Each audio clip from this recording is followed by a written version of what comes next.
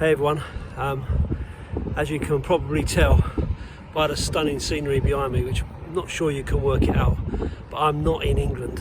I am in the beautiful Iceland, and I was very fortunate to be here and not have to watch the football yesterday.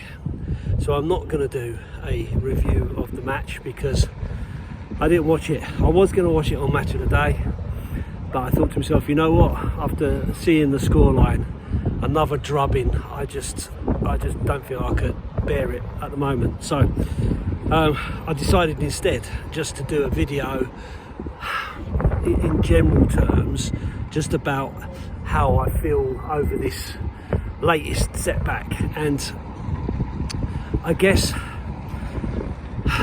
it's a really tough one, you know, and the reason why I say that is because we started off with such high hopes after the first sort of 10 games that you sort of think to yourself, you know, we're really onto something here.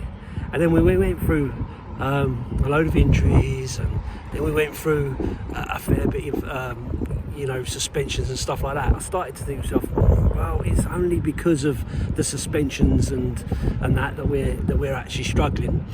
And once all the teams back together, once we got Madison back, once we got some back from the Asia Cup, once we got the guys back from the African Cup of Nations, then things are going to be different. And unfortunately, it's just not happened like that.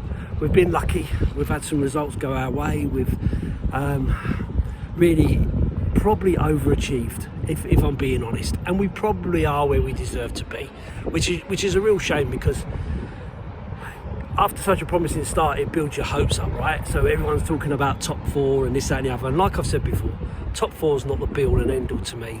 It is progression, it is more money for the club if the club decide to invest it in the squad and so on. But either way, we should still be investing regardless, because there is a lot to do. And I think the biggest problem we face is the lack of depth. You know, let's be honest, you know, Van der Ven, brilliant, you wouldn't change him. Romero, you wouldn't change him. Porro, you wouldn't change him. Even Udogie, who's getting some stick at the moment, he's a young lad who's done really, really well this season. Okay, he's had a couple of off games, but all of a sudden people are on his back.